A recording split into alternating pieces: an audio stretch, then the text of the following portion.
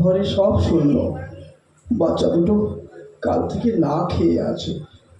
মা, মা গো, খুব খিদে পেয়েছে, কিছু একটু খেতে দাও না মা। কিছু না থাকে যদি ফুট ভাজা দাও মা। বাবা রামদুলার, বাচ্চা আমার, খুব খিদে পেয়েছে, কিন্তু কি করব বল, ঘরে তো সব বারণ তো বাবা। মা, মা গো, আমি যে আর খিদে সহ্য করতে পারছি না। মা, মা করাল বদনি মা গো, এখন আমি কি করি? ঘরে তো কিছুই নেই, দুদিন সামান্য যা জুটেছে তাই খাইয়েছি। এ কি তোমার লীলা মা গো, এ কি তোমার লীলা? কি হলো মা, চুপ করে দাঁড়িয়ে আছো যে? কিছু খেতে দাও না মা। আমি কোথা থেকে খাবার জোগাড় করবো বলতো? মরতে পারিস না?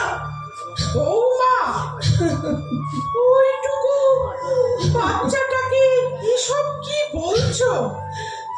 এসব অলক্ষণে কথা বলতে আছে? ছি, বৌমা, খাবার কাঁদছো? মা, তুমি খেলো না, আমি আর তোমার কাছে খেতে চাইবো না। মা, মা গো, তোমার দয়ায় শেষ পর্যন্ত আমাকে আমাকে এই দিনটাও দেখতে হলো মা। আমার মরণ হয় না কেন মা, আমার মরণ হয় না কেন?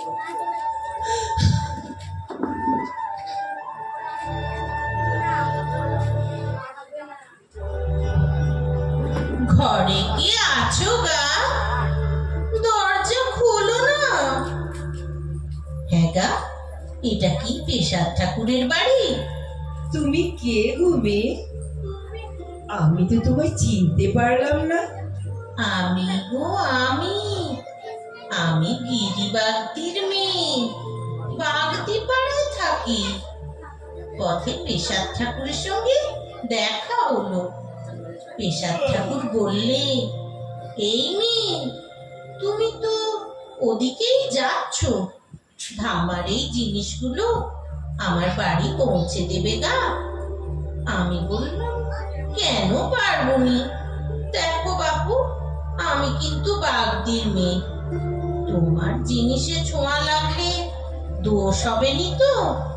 পেশাদ ঠাকুর কি বললে জানো? বললে মায়ের কোনো জাত নেই। এবার বলো দেখি, জিনিসগুলো কোথায়